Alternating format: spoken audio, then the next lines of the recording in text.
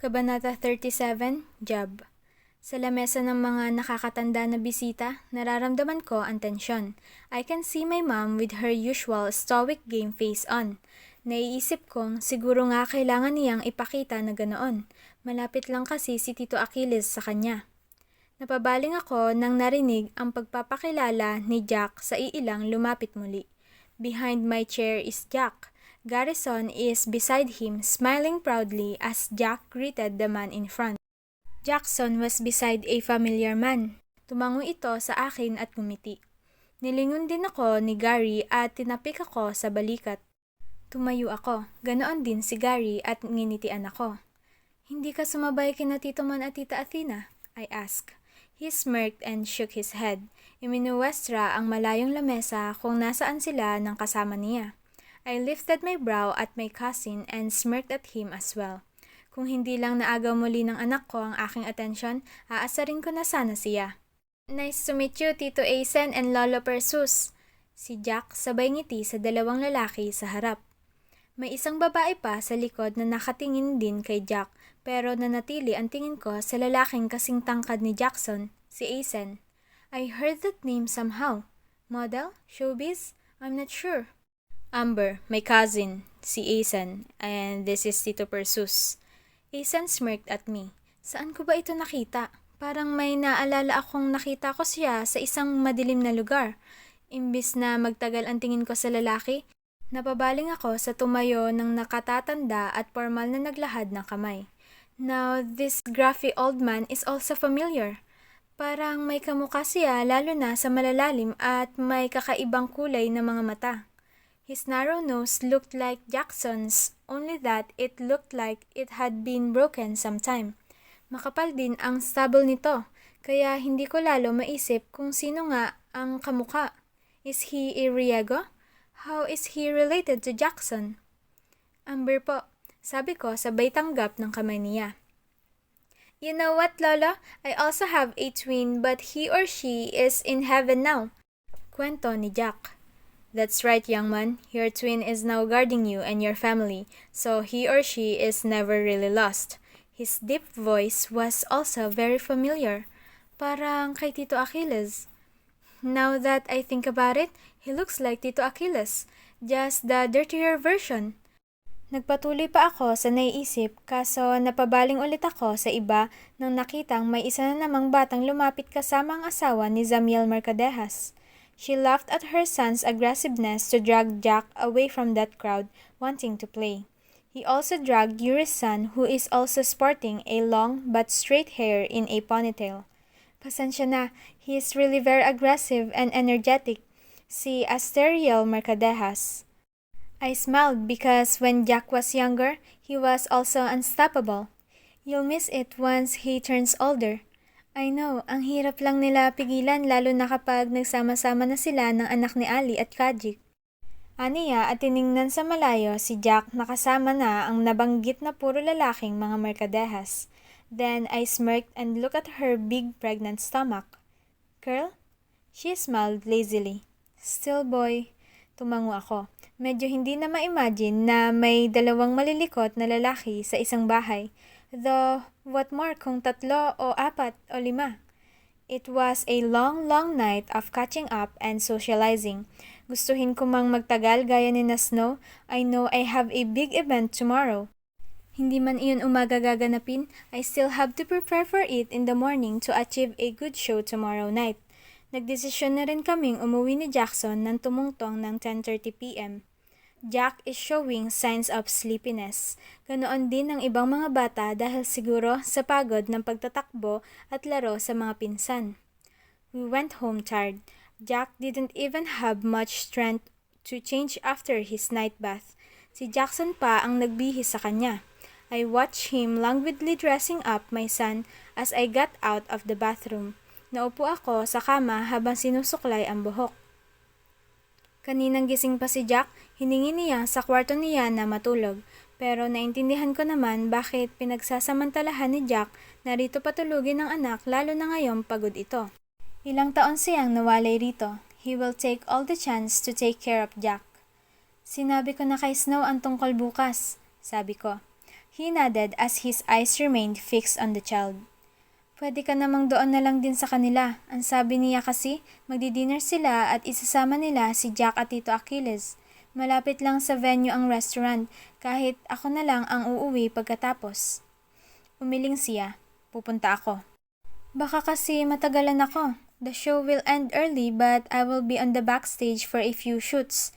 Jack might be too tired and also he's not allowed there. Hindi na ko may boss si Jackson.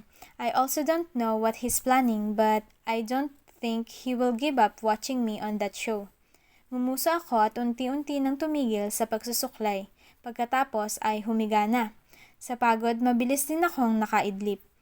The last fleeting memory before going to deep sleep is a tender kiss on my forehead. I'm just not sure if it's a dream. Kinaumagahan, maaga kaming lahat na nagising. After my morning routine of just tea, I head off to the gym for an intense workout. Paano ba naman kasi? It's like a lingerie fashion show. Kahit na itim na bra at panty ang susuotin ko at may see-through long black nightgown, I still need to have that amazing shape. Pumasok ang mag-ama sa gym. Jack was now playing ball on the gym's ring. Nilaro na rin ni Jackson pero habang nagpa-plank ako rito sa yoga mat, nakikita ko siyang pasulyap-sulyap na naman sa akin. I did a side plank and this time, he was shamelessly watching me until he couldn't take it. Lumapit na siya sa akin. Nilagay ang siko sa isang equipment at ang kabilang kamay nakapamaywang. Nagtaas siya ng kilay habang tinatanaw ako. You didn't eat breakfast, he said. I don't eat before a show, lalo na pag lingerie. Lingerie? He shifted his weight. He looked bothered now. Umayos ako at sa kabila naman na nag-side plank ngayon. Tinanaw ko pa rin siya. I do lingerie shows back in the US. He nodded once. Pero eto ngayon, lingerie rin? Huminga ako ng malalim bago tumango. It's not healthy to not eat before a busy day. Sabi niya. Medyo nilihis sa bumagabag na sagot ko kanina. I just consider it fasting. Hindi naman araw-araw, tsaka nasanay na ako na ganoon talaga kaya minsan di na ako dinadalaw ng gutom kapag may show. What kind of lingerie are you going to wear? Like your CK suits o gaya ba yung shoot mo sa Caribbean? Natigil ako sa tanong niya at napaupo ng mabuti. Nagtaas ako ng kilay, kinuha ang tuwalya at pinunasan ang pawis sa dibdib. I saw his eyes drift on that part as he licked his lips. Oo nga pala, may naipasa akong portfolio sa kanya. Pero sandali nga, kasali ba ang resort shoot ko sa portfolio na inayos ko para sa uni? Nakita mo yung Caribbean shoots ko? Nakita ko lang noon. Sabay iwas ng tingin. I remember me wearing different kinds of very little and daring swimwears. May isa pang ang hubad ako at mga dahon lang ang takip, kung hindi man alon.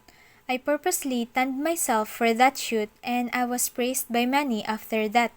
In fact, isa iyon sa dahilan kung bakit ako natawagan ng isang malaking lingerie line.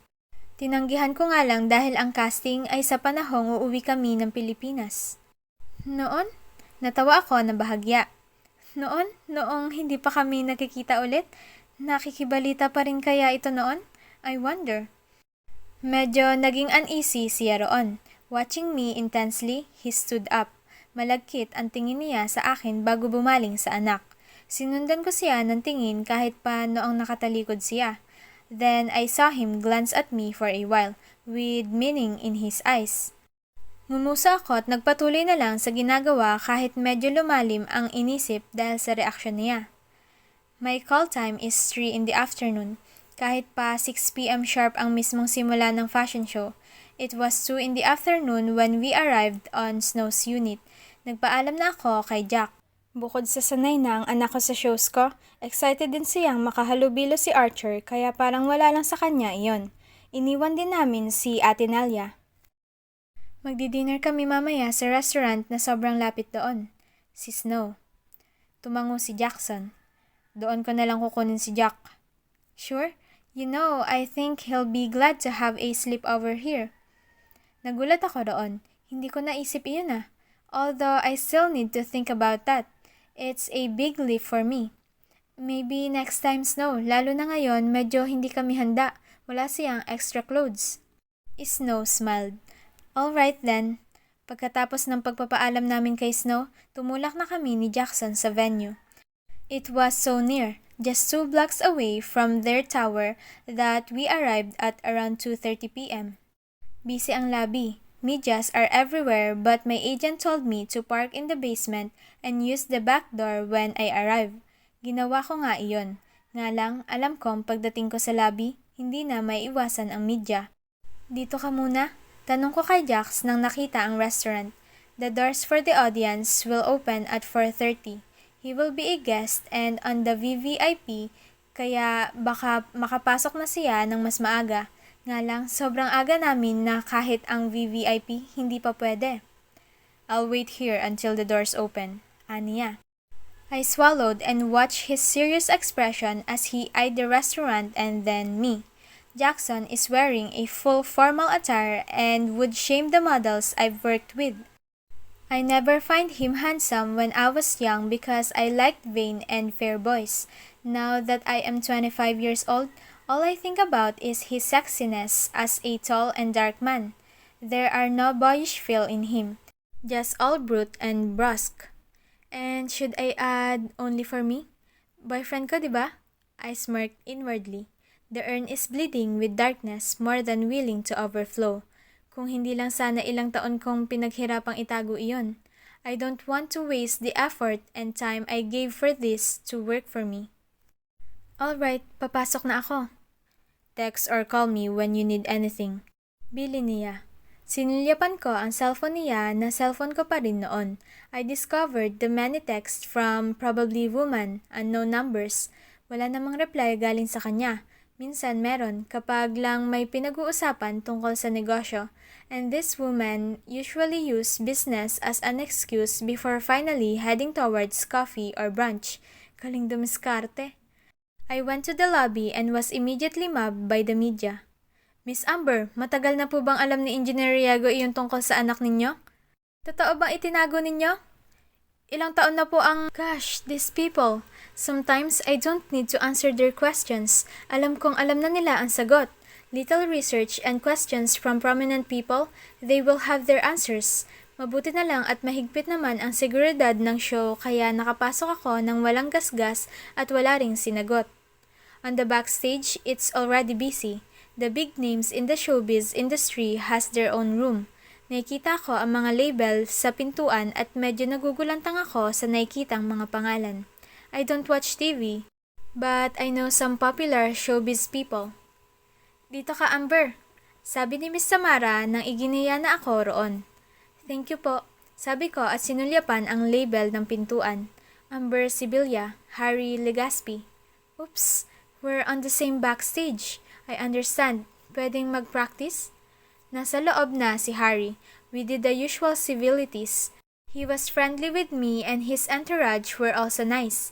Nahiya nga ako kasi medyo late pa ako kahit na maaga naman. Ayos lang, I'm really an early person. He said. Naupo na ako sa harap ng malaking salamin at sinimulan na ng glam team ang pag-aayos sa akin. Harry is wearing his boxers and is working out to achieve a ripped body. Nakita ko ang ginagawa niya sa salamin ko. Ayos! Puri nang iilang kasama niya roon. Grabing workout ba ginawa mo para rito, Harry? A bit, yeah. The gym and all. Si Harry sabay sulyap sa salamin ko kaya nagkatinginan kami. You're so ripped. Grabe, halos di na kailangan ng body oil. Naisip ko tuloy si Jackson. How is he so muscular way back when I was 18? Walang gym sa lugar na iyon. Sabagay may ngisda siya, and his hard work and labor is enough for him to look like that. Ngumuso ako. Medyo naisip siya bigla na nagkakape sa restaurant, mag-isa. May lumapit kayang babaeng kilala doon? Ako. Nasa backstage na ako. Inaayusan na. I deleted the supposed third sentence kahit na kuryoso talaga ako sa ginagawa niya ngayon. Hindi ko tuloy na malayan na lumapit na sa banda ko si Harry. Nasa likod na siya ng upuan ko ngayon. He even bent to see me more.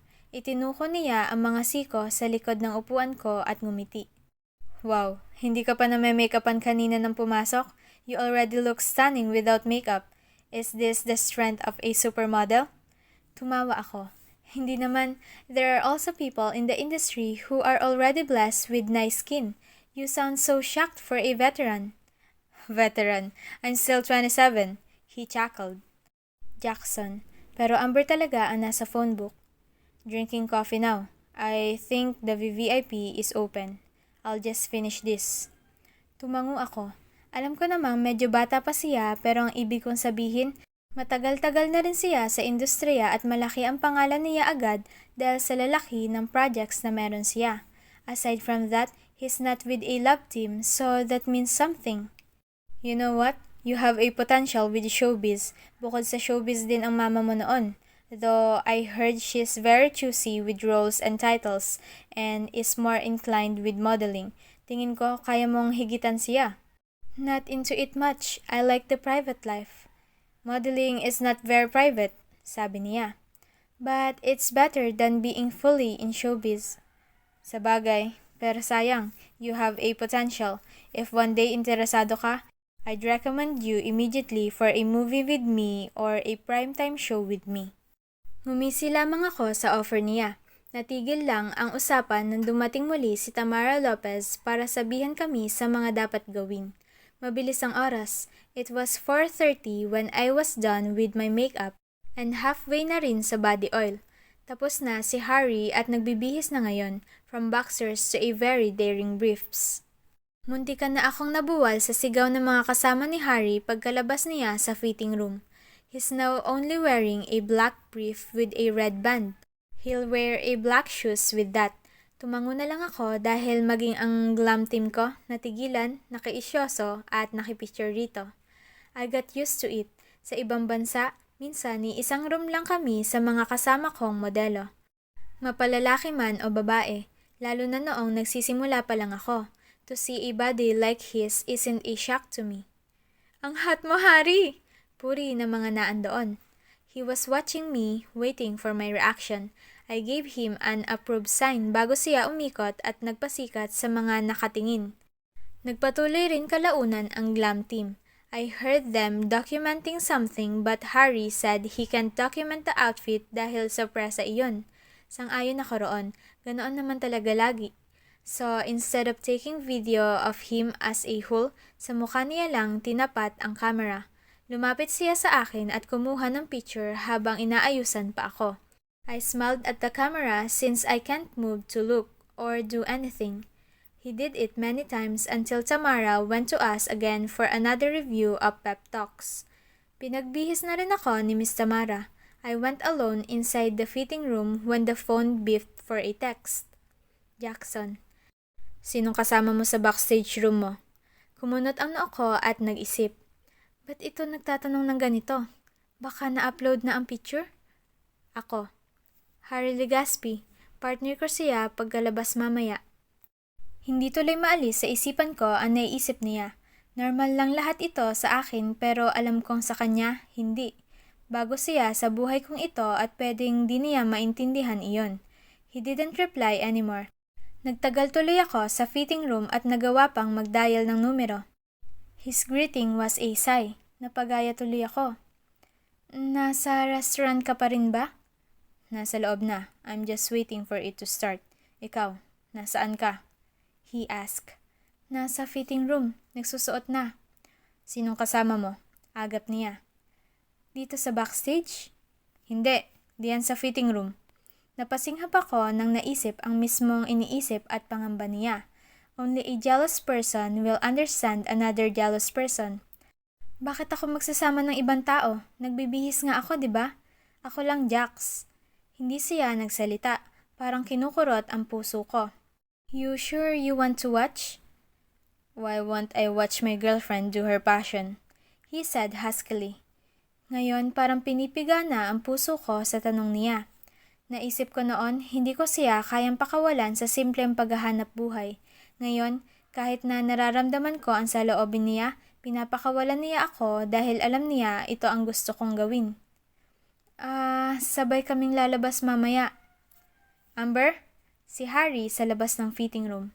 Napatili ako saglit sa gulat at hinawakan ang kortina para mapigilan kung sakaling sisilip siya. Yes! What's wrong? Jackson's baritone made me shudder. Nothing, nagulat lang ako. Sagot ko kay Jax. Akala ko ano nang ginagawa mo riyan. Ang tagal mong lumabas eh. Tapos ka na ba? Come on, don't tell me nahihiya kang lumabas dyan. Ang ganda ng katawan mo. Don't be shy, I won't judge. Wait lang Harry. May kausap ako sa phone. Sorry, lalabas din ako. Oh, sorry. Sige, bilisan mo ha. Practice pa tayo. I want to perfect the move. Alright, wait lang. Sabi ko bago nilagay muli sa tainga ang phone. Jackson didn't say anything but I know he's still on the line. Nang narinig kong lumayo na sa fitting room si Harry, nagsalita na ako. Sorry about that. Sinilip ka? Medyo kontrolado naman ang boses niya pero may iba akong naramdaman. Hindi, nasa labas lang siya. Hindi ulit nagsalita si Jackson.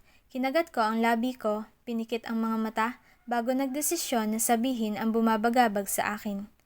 We have a move in front. Si Michael ang may gusto. So, Harry might be touchy of me. Hindi ako kailanman nagkaroon ng problema sa ganito. Siyempre, hindi rin naman kasi ako kailanman nagka-boyfriend habang modelo sa ibang bansa. Although nakakapanibago, hindi naman ako nahihirapang magdesisyon na umamin ng ganito sa kanya. Diretso niyang nasabi. Don't be jealous, Jax. Though the thought of him angry, possessive, and protective of me made my heart race and my lips stretch into a sexy curve. Hindi ko alam kung bakit ganito ang nararamdaman ko. Hindi kaya magandang magselos, pangit kaya sa pakiramdam iyon. If Jax is indeed jealous, he'd feel crap and angry. But when I think about him jealous of another man and is possessive of me, parang bakit nagsasaya ako? Okay lang? Damn, why do I need his permission anyway? It was a spur-of-the-moment question. Are you comfortable with it? May diin pa rin ang boses niya. Yeah. Okay then, he said a bit coldly. Kinagat ko ulit ang labi ko. Nakaupo ako rito, nakatanaw sa sarili.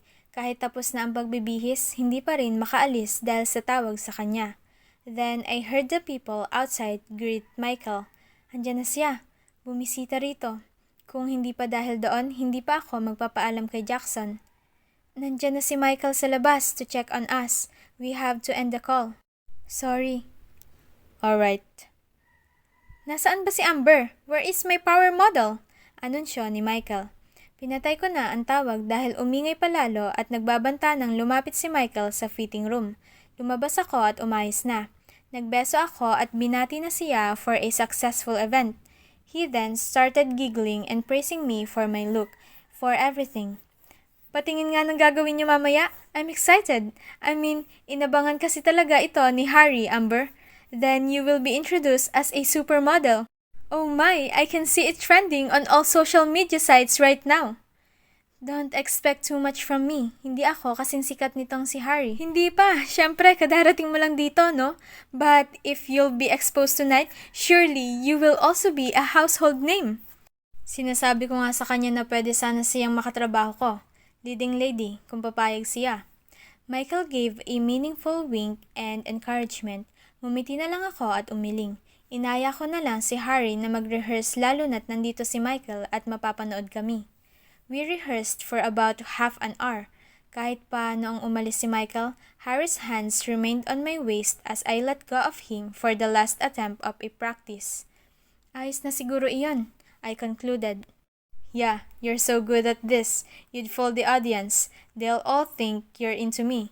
The chemistry is just so amazing. I hope so, sabi ko at bahagyang lumayo. His hand remained. Nang nakalayo na talaga ako, tsaka pa lang niya tinanggal pero sumunod naman siya sa akin. Iba talaga pag supermodel, he teased. Tumawa lang ako. Dumami na rin ang mga tao sa backstage namin for some final touches. After that, we were then called to the main backstage together with the other models and artists. Merong nakakakilala sa akin. May ilan din naman akong kilala pero kaunti lang iyon kumpara sa nakikita kong nakakasalamuhan ni Harry. He did not leave my side though. Reason why some of the models watch our every move. Kabado ako bigla. This is a formal event and the audience won't cheer them much because they are all big fishes in the industry. Kaunti o halos walang pinapapasok na fan o ordinaryong manonood. Bukod pa roon, Jackson is on the VVIP, on the very front. That thought only made my heart pound more. Matagal ang bawat rampa lalo na dahil malaking-malaki ang stage. Kaya naman nang kami na ni Harry, my game mood was all out. Natanaw ko agad si Jackson sa harap. He's watching me and only me. Darkly on his seat, eyebrows furrowed, lips on a grim line, and eyes hawk-like. Kaya lang sa huling ikot ko, winala ko muna siya sa isipan ko dahil sa kailangan naming gawin ni Harry. I would only hold back if I think about Jackson, or maybe it'd help if I imagine him on Harry's face. Ginawa ko nga iyon, both confident and dangerously excited to do the move while imagining Jax made me do it properly. I let Harry hold my thigh as he scooped me a bit. Inilapit niya rin ang mukha niya sa akin. He tilted his head to make it seem like we were kissing. Namilog ang mga mata ko nang muntikan nang magtama ang labi namin. Buti na lang hindi. The loud music boomed so I don't really know how it affected the audience as usual. Pabalik na natanto kong hindi kailanman papayag si Jackson na maging modelo. I feel like this job is just too vain for him. My manly Jackson Riego would rather work labor than do this. I smirked inwardly as I moved towards the line with other models. And after a few lights and show-off sa backstage. Galing mo. Bulong ni Harry sa akin nang nandoon na kami. Hindi ko na siya pinansin dahil iilang papuri na rin ang natanggap ko sa ibang modelo. Some candid pictures, eye-to-eye contact with Kiara, and praises from Michael. Ang bilis ng lahat kahit na nagtagal naman kami. At kahit pa naririnig ko na ang pamamaalam ng Master of Ceremonies, kasi simula lang dito sa backstage ang iilan at mumunting mga photoshoots sa bawat modelo or artista. Akala ko pwede na akong maghintay doon para susunod na kasi inutos ni Miss Tamara na ayusan muna ako dahil isa ako sa importanteng modelo roon. Another hour of waiting, retouch, and socializing with other people, tapos na ang program sa labas. I saw Jackson's text kaso hindi pa ako nakakapag-shoot. Ikaw ha? Just a simple party on this venue's bar behind. Huwag ka muna nga alis. Si Michael, binabantaan ako. Binigo mo ako noong nakaraan. Hindi rin naman ako magtatagal, Michael. Paliwanag ko. Basta, I'm expecting you to be there, he said and then went to another model. Pasulyap-sulyap si Kiara sa akin. Tahimik ngayon pero alam kong malayo lang ako sa pandinig niya. She looked like she would say something harsh if I was near her. Jackson, nasa restaurant kami ni Jack. We'll wait here. It's already 10 and I'm still here. Hindi pa ako nakakapag-shoot. Tapos kailangan ko pang pumunta saglit sa bar na sinasabi ni Michael. Kinagat ko ang labi ko. Sa huli, nagdesisyon habang kinukuha ang sedang long nightgown to cover myself and go outside to see my son and Jax. Nahirapan pa ako palabas kasi sobrang daming humarang para makipag-usap at mamuri. When I was outside, I immediately saw them. Ang mag-ama ko, nasa restaurant naghihintay. Si Jack na panay ang hikab habang kinakandong ng ama. Si Jackson na kinakausap at binubulungan ang antok na anak. Pumungay ang mga mata ko. Guilt spilled within me. This is my job though. I can't just live here. I am a professional model and I know what my job entails. Hindi rin naman palagi. Nakakatuwa lang na nakakaawang tingnan ang mag-ama ko roon. May nakikitang kakilala si Jackson pero binabati lang at hindi na pinapatagal ang usapan dahil abala sa anak. A group of girls even greeted Jax but he only nodded and smiled at them, then gave back his attention to our son. Huminga ako ng malalim at nagpatuloy na sa paglalakad patungo roon. Mama! Si Jack na nakita akong papasok. I smiled and went to him. Tumayo si Jackson at medyo nabuhayan nang nakita ako. Lumapit na rin siya. Tapos ka na? Jackson asked. I squatted on Jack's front. I kissed my son and let a bit of my lipstick transfer on his cheek. I smiled as I watched my adorable young man with a kiss mark from me. Hindi pa. Hindi pa? Jack said miserably. Got too tired, ha? Tumango siya. We played too much. I played football with Tito Sibal and Archer on a real field near their condo. I'm so tired. Papa changed my clothes since I was covered with sweat. Ate Nelia went home first for the transfer of my clothes on my closet. Ngumuwi ako at lalo pang naawa sa anak. I'm sorry, I'm not yet done. It's a long day. I still have to do a shoot and then after, I have to go with Tito Michael, the owner of the fashion show. Binagsak ni Jack ang kanyang ulo. I chuckled and lifted his chin. Sorry, Jack. You can go home with Papa. Promise I'll come home immediately. I really wanna wait for you. Si Jack. Umupo si Jackson sa upuan sa likod ng anak at hinawakan siya sa braso. Iuuwi na kita. Pagod ka na. Anito kay Jack. Your papa is right. I seconded. Nagkatinginan kami ni Jackson. He watched me intensely before he looked at Jack again. Iuuwi lang kita. Babalikan ko ang mama mo rito. Jackson, okay lang. Kahit driver na lang kung gusto mo. Baka kasi matagalan pa ako. Pagod ko, sinabi. He looked at me with darker eyes etched with an emotion I couldn't name. I bit my lower lip. Babalikan kita rito. Iuuwi ko lang ang anak natin. Ulit niya. Bago pa ako makaapila, napatayo na ako nang nakita kung sino ang sumundo sa akin. Miss Tamara Lopez went out and went to me on that restaurant. Bukod sa kanya, may staff din sa likod. Bukod pa sa staff, nakita ko sa pintuan ng venue si Harry at ang iilan nitong entourage na nasisiguro kong naghahanap na sa akin. Sorry Amber, engineer. Sumulyap si Miss Tamara kay Jack. Baby, I need your mama inside for the shoot now. Sorry talaga. I also want to wrap this up so we have to make it fast. I understand. Si Jackson. Nagkatinginan kaming dalawa. Hinawakan niya si Jack at isang abot pa nito sa akin ng halik, isang hikab at pinakawalan ko na sila. Jackson's eyes remained on me though as they walked out of the restaurant. Bye-bye, Mama. Take care, please. Hinintay kong makaalis ang mag-ama ko. It was an image of a normal father and son who waited for the mother to finish working. In the end, they had to go home and leave because the mother never finished. It was an image of a very typical and conventional family. Pinanood ko lamang iyon ng tahimik. Kahit pa marami ring staff ang naghihintay sa akin, then Jackson glanced my way again before he disappeared on the revolving door.